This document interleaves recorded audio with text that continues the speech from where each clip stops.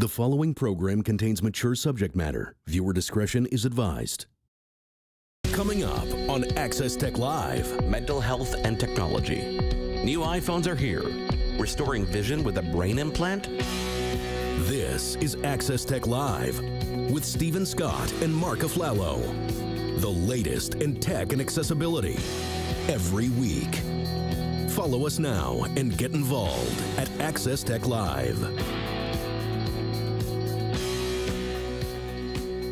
Hey everybody, welcome to another episode of Access Tech Live. I am Stephen Scott. Along with me for the ride, as always every week, is Mark Aflalo in Montreal. How's Montreal today, Mark? Is it snowing? Is it raining? Is it sunny? Snow. I'm never sure. Come on, no snow. Don't put an end to summer before it even happens. We're a couple days away from fall. Like what? Saturday is the official mark of fall, but the weather looks beautiful this weekend here. I know Glasgow. It's probably just raining, right? I guess. It'll rain Monday, Tuesday, Wednesday, Thursday, Friday, and every day for the rest of your life. That's generally how it works over here. Listen, fun week, of course. We've got lots to talk about. The Neuralink story you're going to talk about. I've got to say, I am personally quite excited about all this. Maybe we should talk about this later, but I think this is cool. We're talking here about Blindsight, a product which could potentially restore vision to people who've lost vision, give sight to people who've never had it. I think I want to be first in that queue. Can we do this on Access Tech Live? Would that be a thing? I don't know if that works on the air. We'd have to worry about the legalities around that, but I'm sure they'd want to do it. But let's wait a bit, okay, Stephen? Let's get it through the trial phase and that kind of stuff before you go under the knife on the show. Okay, I just want my vision full. Anyway, okay, coming up today, we're going to be talking about the new iPhone 16 because we go hands-on today and an Access Tech Live exclusive. Also, Mark is hands-on with the new AirPods 4. That's the fourth generation of the AirPods series and the Apple Watch Series 10 as well. Looking forward to that. Also, Microsoft announcing some new Copilot features for AI because AI is everywhere. And with September being Suicide Prevention Month, we're exploring mental health and how technology both enhances access to support and contributes to challenges, particularly through social media. All that coming up. But first, the headlines in tech with Mark. Now, Access Tech Live headlines. So tomorrow marks the retail launch of everything Apple announced last week at their fall media event. Yep, that means the new iPhone 16s, AirPods, and Apple Watches will be flooding the streets in your city, depending on the place that you live. Reviews from early users are already pouring in, and overall, they're positive. The new AirPods 4 are topping reviews thanks to their affordable price tag and high-end noise cancellation and transparency features. The Apple Watch Series 10 is impressively thin with a larger display that people are finding easy to read.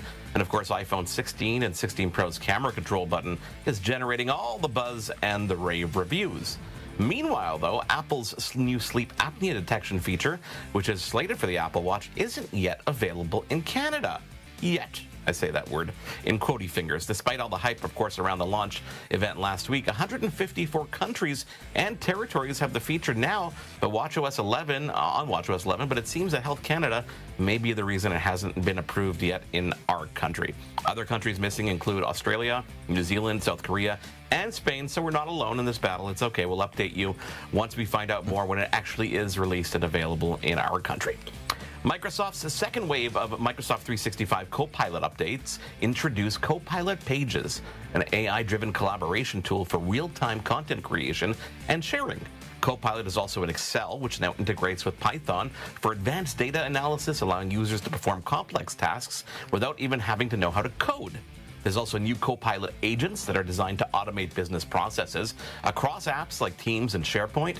Additional enhancements also include PowerPoint's narrative built-in quick presentation creation, Outlook's Prioritize My Inbox, which helps you manage email overload by highlighting key messages, and all these features are going to be rolling out throughout the remainder of 2024. This one's an interesting story for parents out there.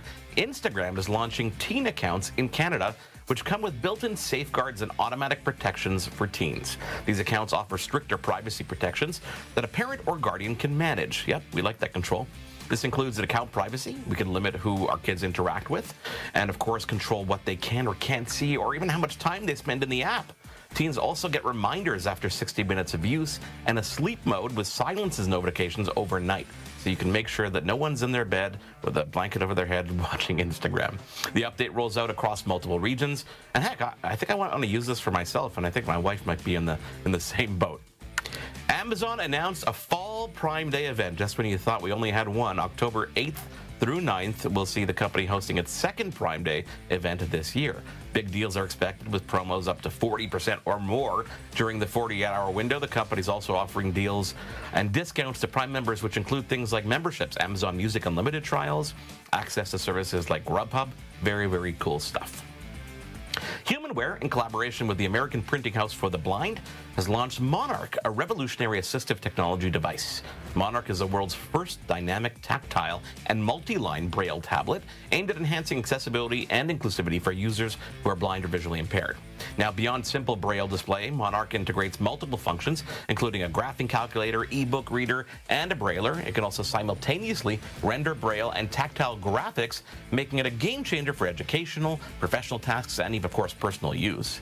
The innovation represents a pretty huge step forward in providing equal access to information through cutting-edge assistive technology.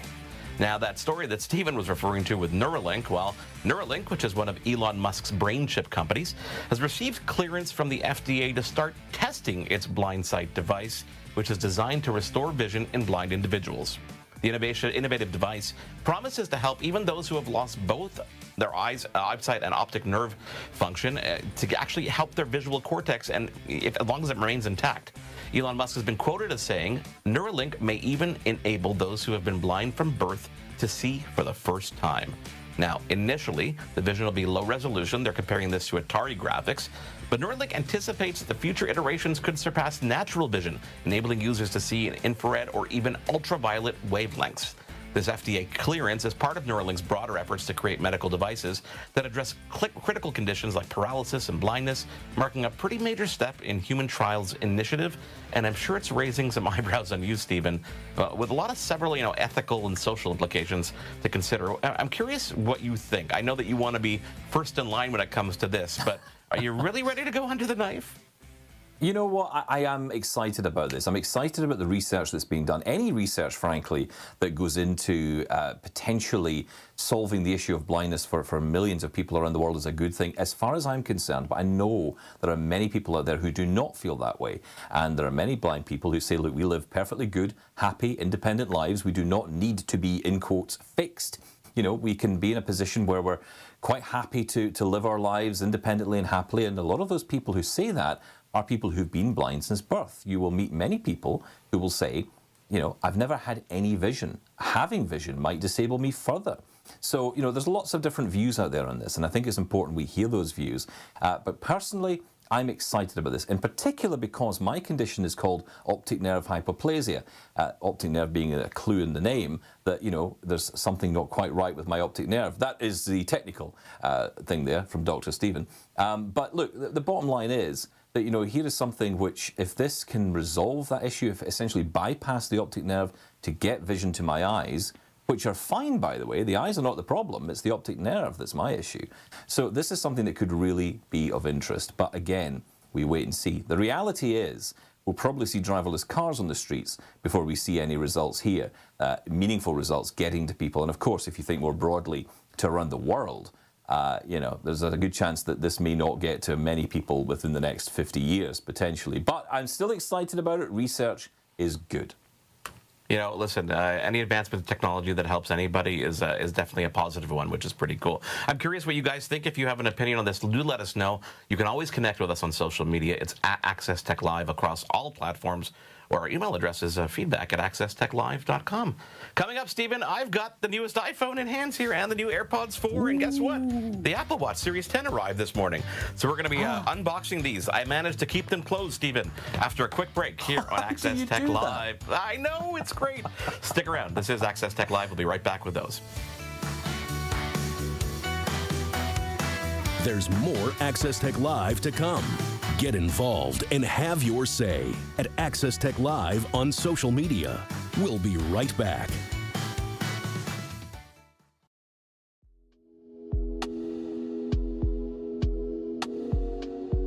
Access Tech Live will return in less than 2 minutes.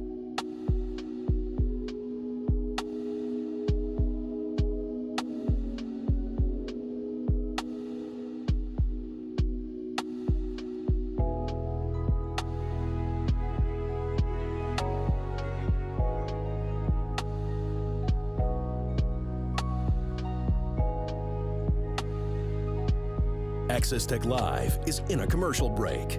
Access Tech Live will return in less than 2 minutes.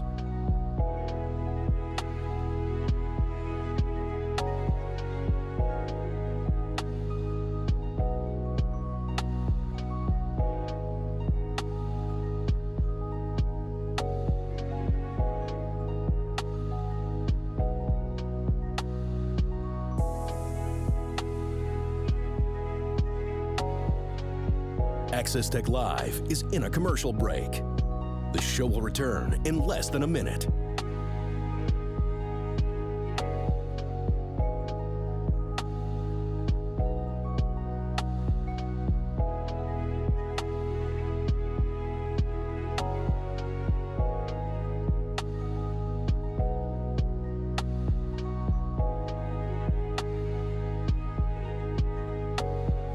Access Tech Live will be back in 30 seconds.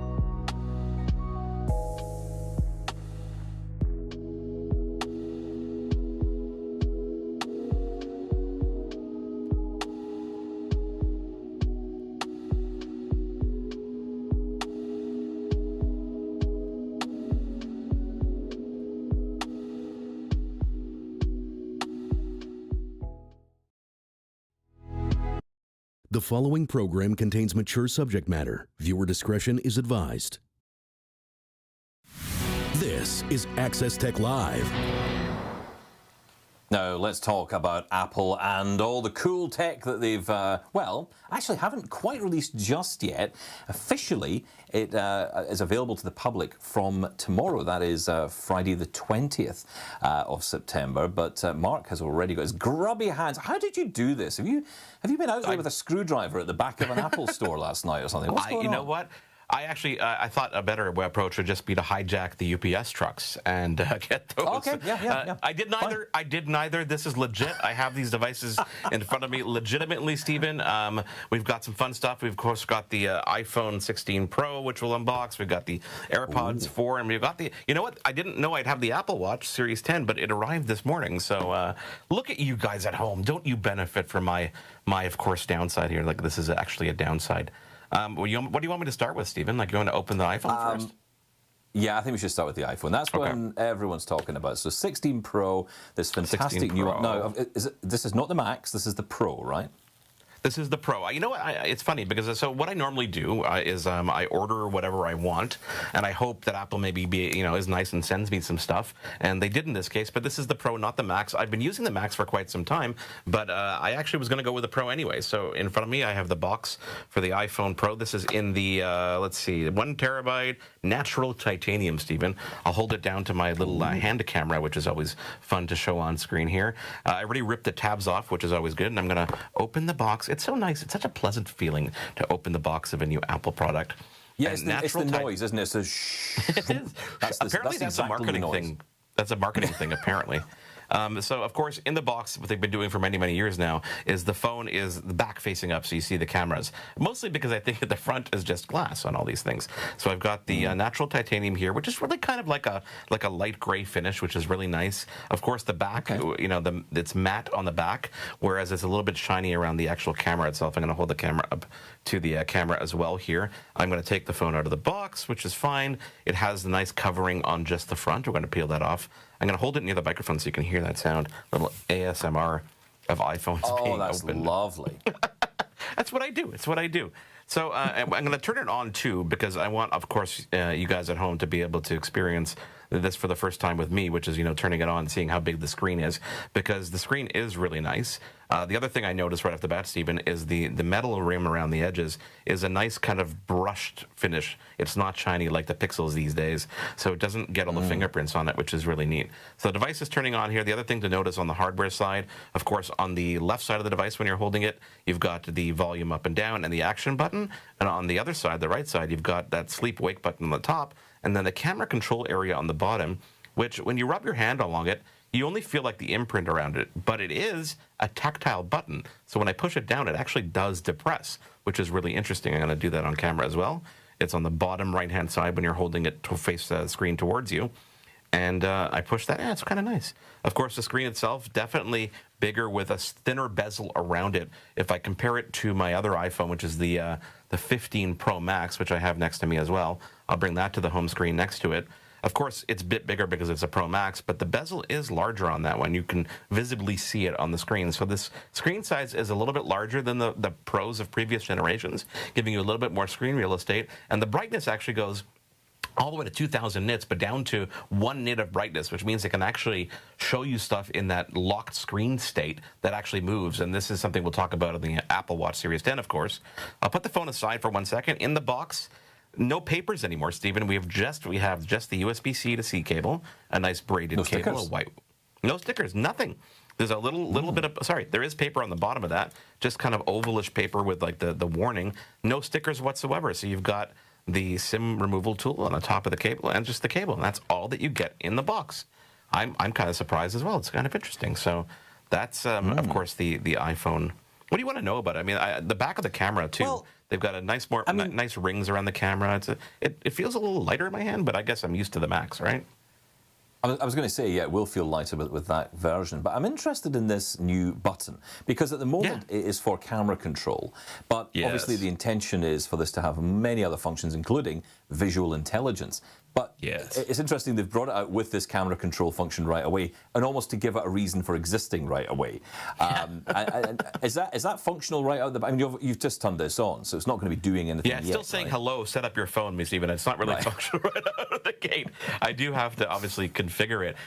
It is though. The placement of it is kind of interesting. I'm going to hold my hand up to the camera here, and when you hold the phone naturally in your right hand, for example, my thumb rests exactly where that is, so I can see this being more useful to me and many people than even the action button. So just kind of like you said, I know it's a camera control button, but given all the features of it and the fact that they're opening it up to third-party developers to use this and do different things with it, I can definitely see where that's going to be interesting for people.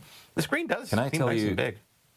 Can I tell you my prediction for the iPhone SE that's coming out apparently in 2025? I think that camera button will be a Touch ID button on the iPhone SE.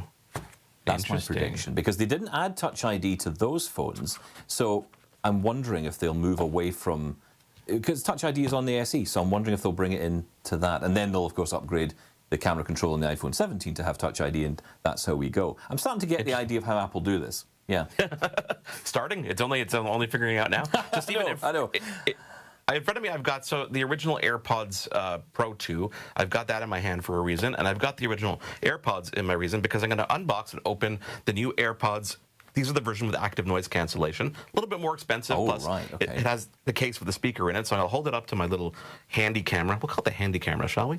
I love the packaging. I mean, they have these little tabs now in the back. I've pre-pulled the tabs a little bit, Stephen, because I've got really stubby fingers. So we're going to open the little area. Listen, you know my pain. Don't knock it. Again, we get that nice feeling when you open the box, and we're going to open them up here. And this one, funny enough, has more papers in this packaging than even the iPhone has, which is kind of cool. So we'll put that aside.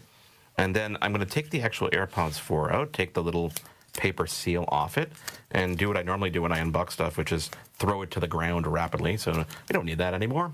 Threw it to the ground. And the case here, that case is smaller than the AirPods Pro 2 case, right? So this is smaller. Ruin my thunder. Yeah, I'm going to hold up right now. This is the original AirPods in my right hand, so screen left, and the new one immediately to the side of that. And yeah, the case is definitely smaller on the new AirPods Pro 4. And we're going to pop open the lid here, and this is the charging case. It has a new light on it. The light is actually hidden behind the actual plastic, so it doesn't look like it's protruding.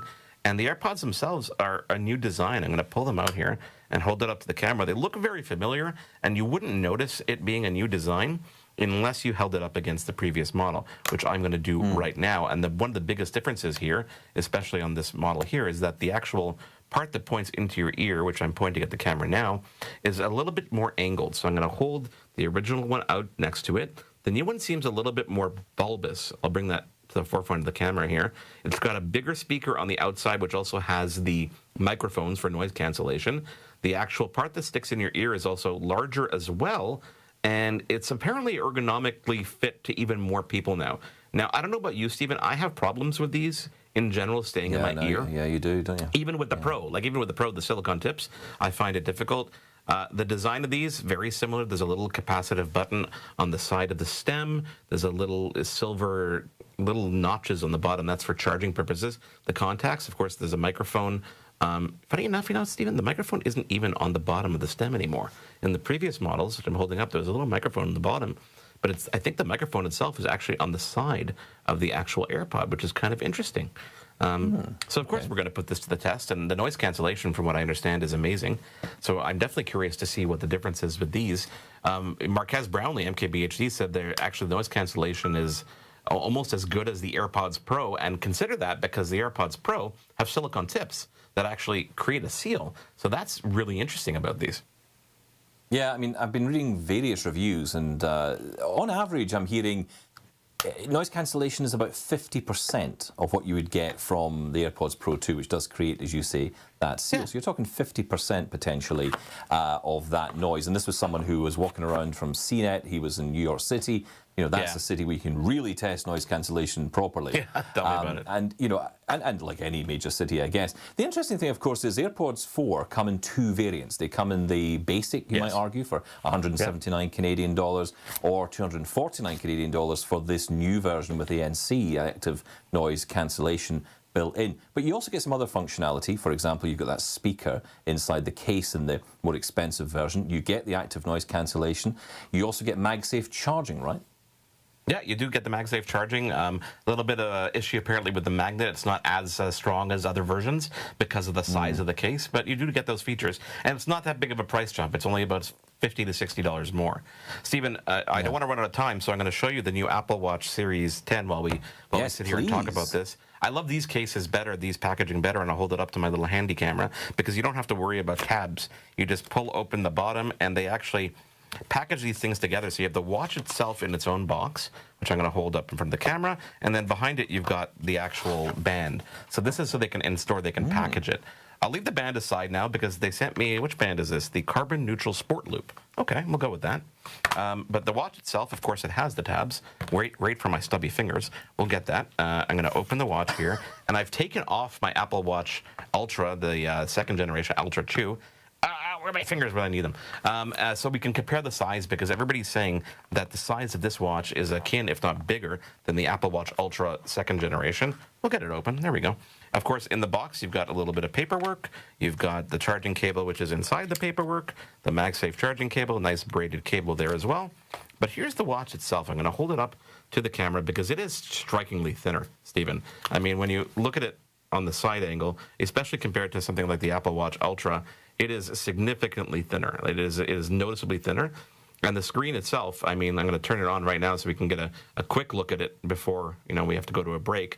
And you're going to see that the screen real estate is, because of the new rim around it, it's a millimeter thinner than the other one. It's lighter, noticeably lighter. But side by side, we'll wait for the actual screen to turn on so we can get an idea of the actual size of it if we can. If not, and guess what? You're going to have to ask me questions about it. We'll show it to you next week.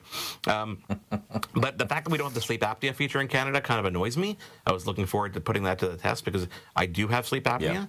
Yeah. That being said, here you can't really see the entirety of the screen size with just the configuration menu, but it's definitely thinner, lighter, more comfortable. This is the jet black, which is a lot of fun. So we look forward to putting this to the test, and I don't know, I might switch to this one off the Ultra. I don't know if I'm gonna.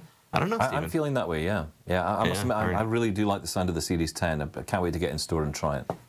Yeah, no, it's going to be a lot of fun. So there you go. Those are new products from Apple. Of course, there's a regular iPhone 16 model as well, all in store tomorrow if you want to check it out before you go out and buy it. And that's the end of this. I get to go set this up now. Do we have to continue the show, or we have to? We do. We must continue. Yes. Okay, coming up here on Access Tech Live. Coming up on Access Tech Live, September marks Suicide Prevention Month. And more importantly, it's an important time to raise awareness and encourage open discussion around mental health. Now, our next guest is an author, a speaker, and an educator. His name is Jason Tyler McLean, and he has lived experience he's going to bring and shed some light on some stats and have this conversation after a quick break here on Access Tech Live. There's more Access Tech Live to come. Get involved and have your say at Access Tech Live on social media. We'll be right back.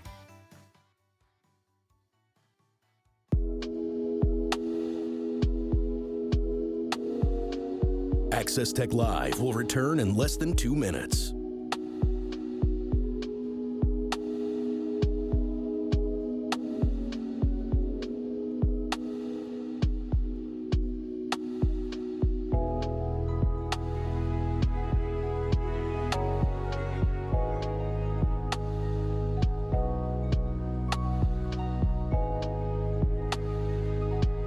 Access Tech Live is in a commercial break.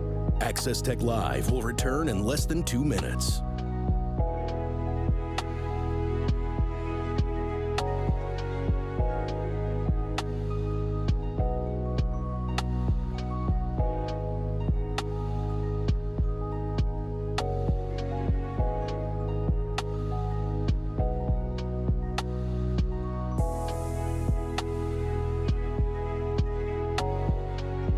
Access Tech Live is in a commercial break. The show will return in less than a minute.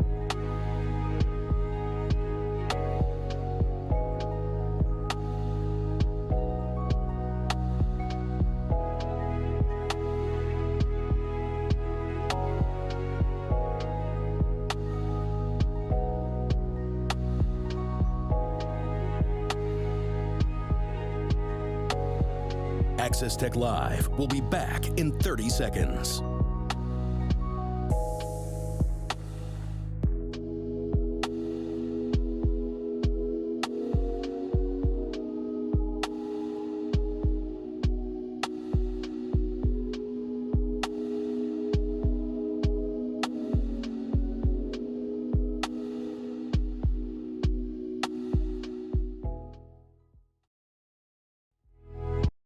The following program contains mature subject matter. Viewer discretion is advised. Now, back to Access Tech Live. September is Suicide Prevention Month, a time to emphasise the importance of mental health and well-being. Now, a recent episode of the series, You Can't Ask That, highlighted this issue by exploring the topic of depression. Here's a clip. Depression is a lot to do with the trauma that occurs in our past, and it holds us captive. I think I'm depressed as well because there's some neurochemicals that don't work as they should function. I was 8 years old the first time I attempted to take my life. I tried to hang myself, and you know, when I look back at it now, I still get choked up. I still can feel the same feelings. My arc of depression really started to spike into my 40s, and at 47, I did attempt to take my life. So I was given a second chance, and I was very uncomfortable with that second chance and didn't believe that I deserved it. Believe it or not, I'm quite an optimist. That's been the challenge with being depressed, is that you're always hopeful of these greater glories and better outcomes, but until you equip yourself with the tools properly, it's easy to remain in that negative mindset. That was Jason Tyler McLean, one of the many individuals who appeared in that very powerful episode of You Can't Ask That, which is available now on AMI+. Jason is an author, a speaker, and an educator who uses his lived experience to help others and raise awareness about mental health issues. Jason, welcome to Access Tech Live. Hey, thank you very much for having me. Jason, you've been open about your personal battle with depression and suicide, which is the leading cause of death among young Canadians. And over 4,000 people die by suicide in Canada every year. How did those stats resonate with you, given your own experience? I still, those stats, of course, they're heartbreaking. Just to start, obviously, the amount of people that are taking a very permanent solution to sometimes very temporary problems is staggering. Those numbers are underestimated, in my opinion, as well, because they don't include drug overdoses and and other forms of, people maybe doing a slow burn attempted suicide. But it resonates deeply with me. I mean, I could have become one of those statistics myself. And, because of that, I've used that as sort of the fuel for my fire to really, ignite other people's minds by sharing my story, my lived experience coming off of and out of depression and a suicide attempt myself, in which I survived, and being able to really articulate a lot of the depth of that darkness, so other people that are going through it might find a bit of light and be able to follow that path out. Jason, mental health issues, particularly among men and people with disabilities, are often surrounded by stigma, which can make it really difficult for individuals to speak out. How do you think that stigma affects other people who struggle with depression, and what changes do you see in Canada to address these challenges? Well, stigma for sure. It's like a big wall made of many layers of bricks and mortar, and it becomes a huge obstacle for people to either get around or over or through.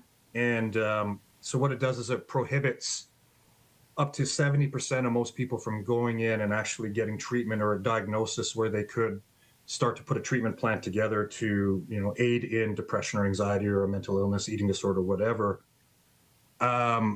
Statistically, Canada is in the lower of the G7 countries for its mental health budgets and executions within those budgets to help people. So there are, really long waiting times here in Canada for people to get proper treatment, which is, again, another, if you're already facing a bit of stigma and you're having that difficulty because you're worried about what people are going to think or say about you, and then all of a sudden, you got to wait for 18 months to get in to see someone to get a proper diagnosis. In that time, it becomes really difficult for people to follow through.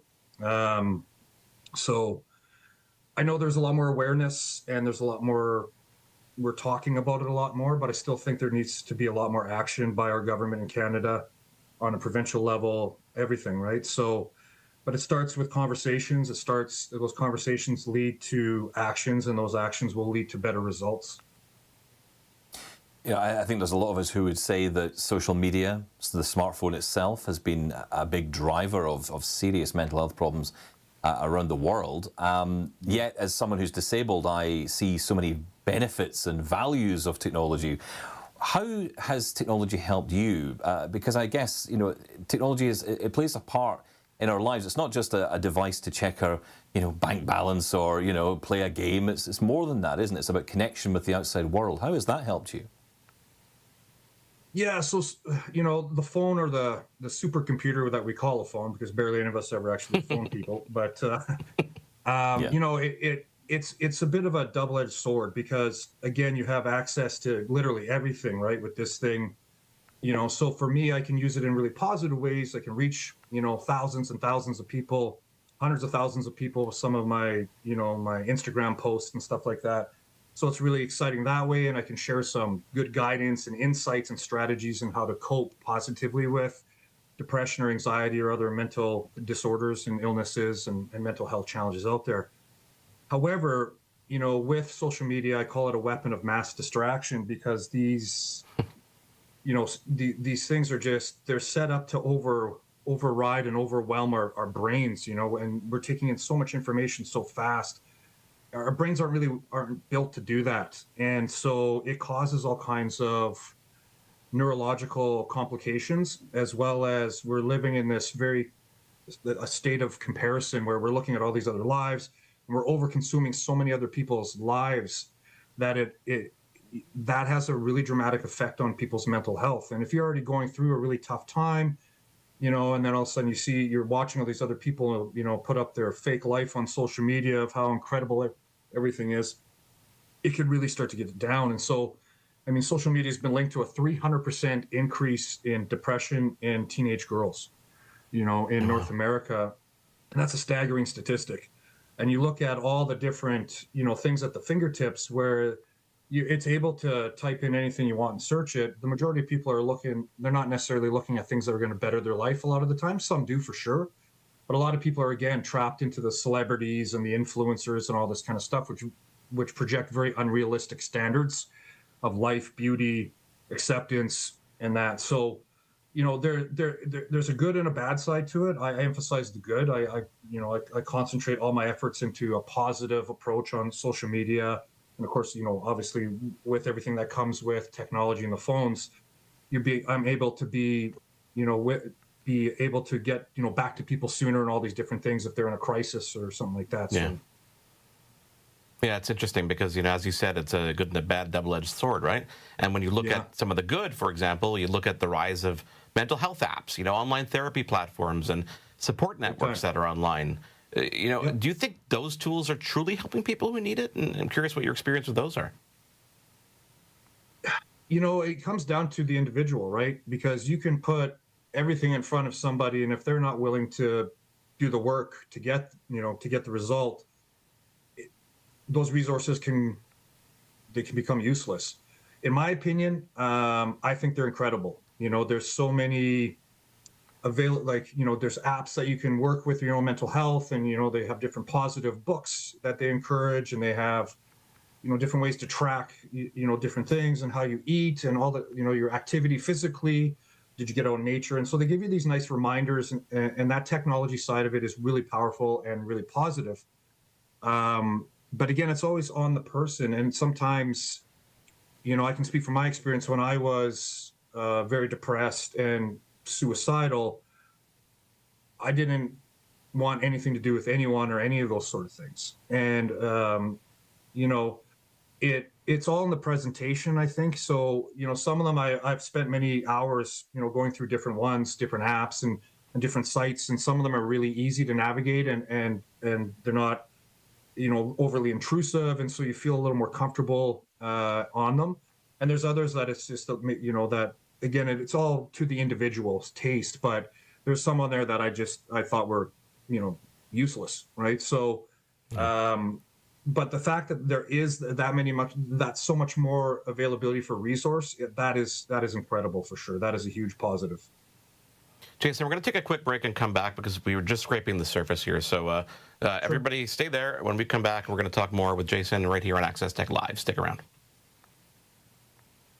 If you or someone you know is thinking about suicide, call or text the Canadian Suicide Crisis Helpline at 988. Support is available 24 hours a day, 7 days a week.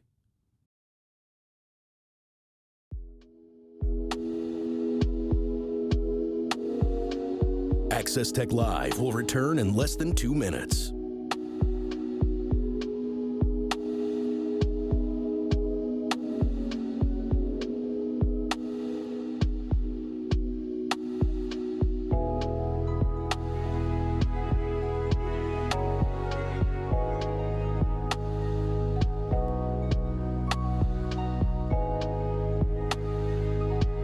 Access Tech Live is in a commercial break. Access Tech Live will return in less than 2 minutes.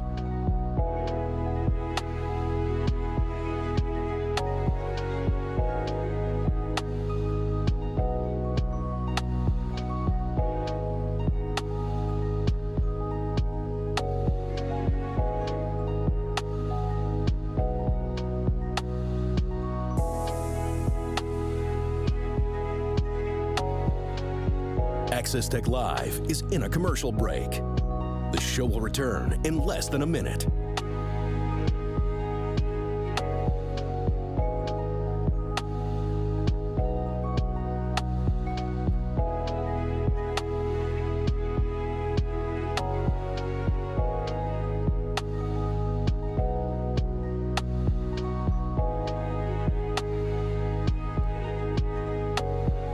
Access Tech Live will be back in 30 seconds.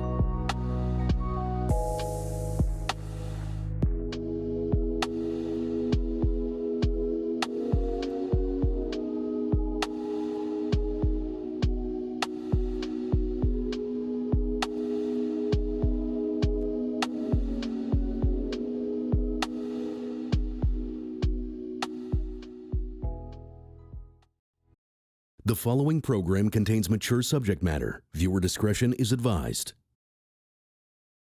Back to Access Tech Live. Jason Tyler McLean is with us today discussing the crucial topic of mental health. Now, Jason, welcome back. And, I want to talk to you a little bit about, and I guess expand on what we talked about with social media, and I would argue smartphones more generally as well, that have been linked to higher rates of anxiety, depression, isolation, and even loneliness. How do you solve this issue of what essentially has become a new addiction in our world? You got to unplug. You got to get off your phones. Like I encourage people all the time to put the phone down, go for a walk in a forest or the woods or somewhere out a nice natural setting anyway, multiple times during the day. I myself, am guilty of spending way too much time on my phone. It's, I can get wrapped up in it really easy as so many people do. It is probably the most prominent addiction out there. In the modern world, and it does lead to a lot of different mental health challenges for sure. We're sitting there staring at these things, for hours and hours a day. Some people half the day is spent on their phone. I utilize mine for work and different things, but it's always about, the biggest thing I can tell people is, you can set different reminders and set different timing strategies and that for your apps in your phone, and that's a really effective way to sort of wean yourself off of the longer durations that we've come accustomed to being on our phones. Social media, like I said, it's that double-edged sword. It's got, if you want to find positive things and you want to find things that can help bring in more benefit into your life, they're there. However, with the algorithms and the way things are set up now, it's just like this mental pummeling of so many different things all the time that, again, it overrides our basic, brain functioning, because it's just too much to process, where our senses haven't evolved to adapt to that properly. So it creates all kinds of like a neurological mumbo jumbo in your mind, and this causes anxiety and depression, and it causes people to get very upset and sad and different things and all these different things. And the biggest problem with it, in my opinion, is that it's created a world of artificial connection. And see, when I speak with people and I encourage people about mental health, it's all about the connections. That's why I share my story so much, because people will resonate with a story through a connection, right? And social media is a breeding ground for fake, unrealistic connections that aren't true, but people are, like, especially young people, are just so driven, by the likes and the follows and all that kind of stuff. And it's replaced going out and riding a bicycle with someone, or it's, replaced, just normal kind of friendships and these true social connections. We're social creatures when we need our tribes, right? And we need to have that personal connection, and that's what social media is robbing us of all the time. And we need to wake ourselves up to these facts, don't we? Because I guess, and I know about this from my own experiences with disability, there's often a lot of othering that goes on here. That doesn't happen to me, that happens to other people. And I'm not obsessed by my smartphone. I only sit on it for 3 hours a night watching ridiculous cat videos that lead on to who knows what. And that's the reality of it, isn't it? That's what leads you down that path. We've all talked about it. We all say it. Oh yeah, I sit all night and doom scroll. But the reality is that leads to all these problems. We have to wake ourselves up to that. 100%. I couldn't agree more. I've been on the same thing where, you start looking at one thing and it leads 3 hours later, and I had things to do, and you wanted to accomplish some goals and set, some strategies up for the day. And then it's all of a sudden it's 3 hours later, and, your brain's fried, and you have no focus and you have no drive now to accomplish those things that would have made your day better and more positive. So again, everybody's addicted to these phones, and I challenge any single person to leave their phone at home for an entire day and see how you do. Because, I've watched people that have forgotten their phone, and it's like this mad panic where they have to, they're screaming through traffic in their car, and they have to get home and get their phone. And we've become so dependent, like codependent in an unhealthy way on these devices, that again, it comes down to the individual taking their power back, like you do in any addiction, and you have to do it one step at a time. Jason, it's Suicide Prevention Month, which is the excuse for us to be talking about it right now. But arguably, I think like many of these months and days, we should be talking about it, and you spend your life talking about it all year long, which is super important. And the fact that people are talking about this more and more, I think, is an incredible move towards getting rid of that stigma and letting people realize it. As we talked about, technology can obviously play both the positive and negative roles here. So let's talk about the positive for a second. What are some of the ways that you think technology could be better used to prevent suicide? Well, I'll give you an experience that I just recently had. So I talk suicide prevention in some of my posts, and often when I do, Instagram will flag it, or Facebook will flag it, as this language you're not supposed to use, and and then sometimes they'll shut down the posts and different things. So there's definitely some, there's some crimping on the infringements there, right? And so, while it's a positive thing that I'm doing and reaching out to people and sending a message of like, there's hope, you're not alone, and this is what you can do, it's being misread, I think, sometimes by, I guess, whatever, the systems that are in play on the social media sites. Having said that, for a more positive thing, again, it's, I think people just need to share genuine, authentic stories. And it's become such an artificial world, social media, that, fake is very real, and real is very rare. And, with the access to so many different, sites and apps and all these different things, there should be a really positive momentum swing with mental health. And statistically, it hasn't changed. It's actually gotten worse. So we really have to deep dive and look into what we can do, to broaden that positivity on these apps and these sites, right? And there has to be some regulations and different things like that, in my opinion.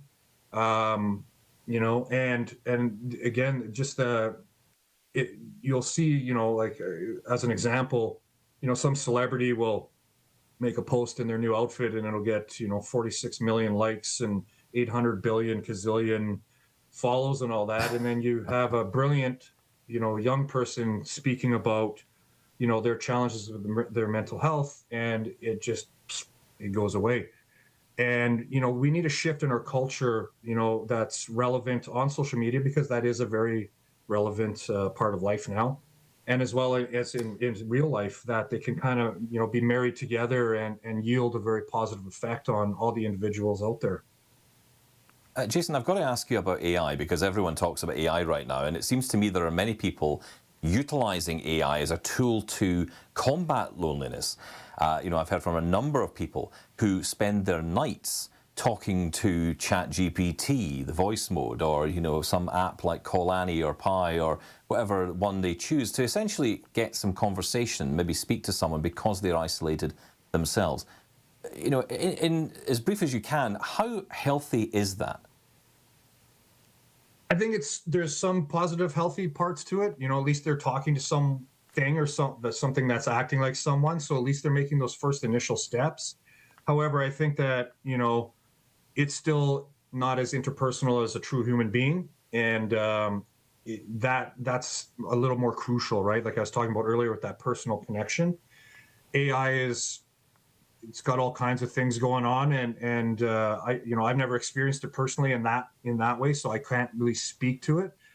But I think that if an individual is lonely or they're lost or something, at least they're getting some form of positive connection, enough that is helping them. I mean, it's a good first step. However, I would encourage further steps into more of a true human connection. Jason, obviously, thank you so much for taking the time to join us. If people want to follow you in your journey and learn from you, where can they do that? My Instagram is Jason Tyler McLean. My website, jasontylermclean.com. So you can access and contact me through either of those. Platforms are probably the easiest.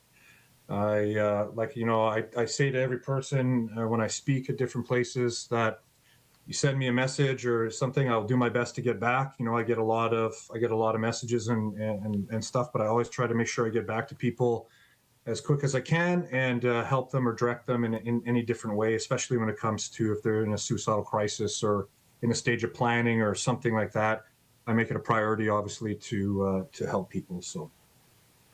And if you want to get Jason's book, One Drop of Water, it's available now on Amazon, and you're writing your second book. So we look forward to that as well. And that episode of You Can't Ask That on AMI TV is available, called Depression, and it's available on AMI+. Thanks, Jason. Thank you so much, guys. Appreciate it. There we go. Coming up, Stephen, iOS 18 accessibility. Ooh, that and more after a quick break here on Access Tech Live. If you or someone you know is thinking about suicide, call or text the Canadian Suicide Crisis Helpline at 988. Support is available 24 hours a day, 7 days a week.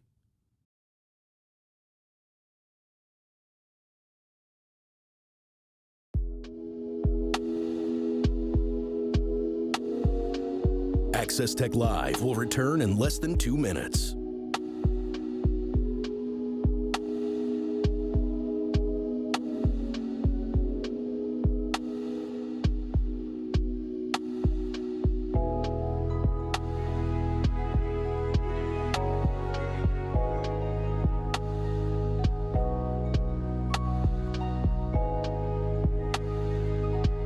Access Tech Live is in a commercial break. Access Tech Live will return in less than 2 minutes.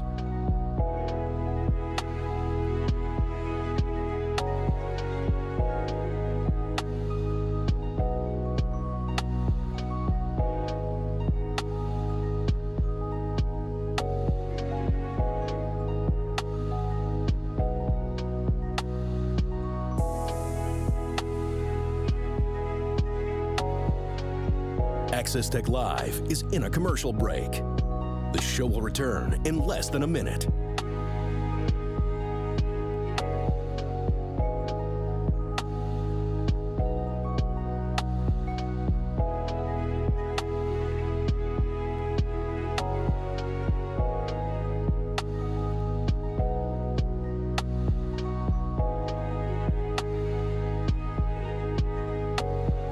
Access Tech Live will be back in 30 seconds.